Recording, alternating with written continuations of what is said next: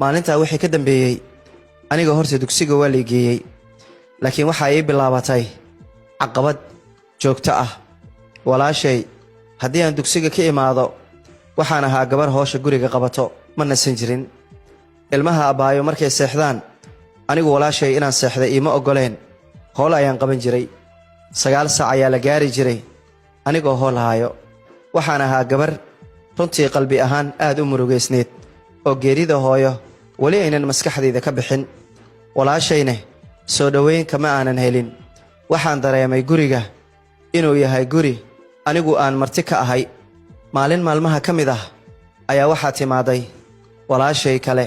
ee la qabay waxa ku dhahay abaayo aniga waxaan rabaa inaan adigu ku raaco waayo gurigan anigu farxad kuma haysto waxaana dareemayaa inaan gurigan marti ka ahay walaashay waxay igu dhahdaa abaayo waan ogahay walaasheena inay aad u kulushahay laakiin abaayo anaga runtii waxaan ku noolnahay duruuf adag maanta iida ilaahay nin wax siiyay uu qabaa halkaan abaayo meel ku dhaanta ma helaysid laakiin waxaan isku dayayaa inaan si aqli ah ula hadlo maanta haddii aan ku dhaho waxaan abaayo ka daa adigay ku dhibaateynaysaa laakiin waxaan isku dayayaa inaan si tartiib ah ula hadlo waxaan rajaynayaa inay ku ilaalin doonto runtii hadalka walaashay ay ii sheegayso ee leedahay abaayo ayaan la hadlayaa inuu wax ka soo baxaynin anigu waan ogaa ilaa inay caqaabta iyo dhibaatada igu badanayso runtii hadalka walaashay ay ii sheegayso ee leedahay abaayo ayaan la hadlayaa inuu wax ka soo baxaynin anigu waan ogaa ilaa inay caqaabta iyo dhibaatada igu badanayso runtii bilowga hore waxaan ahaa gabar aad u oysa murugoota laakiin markii dambe waan la qabsaday dhibaatooyinka walaashay igu hayso qaylada hoosha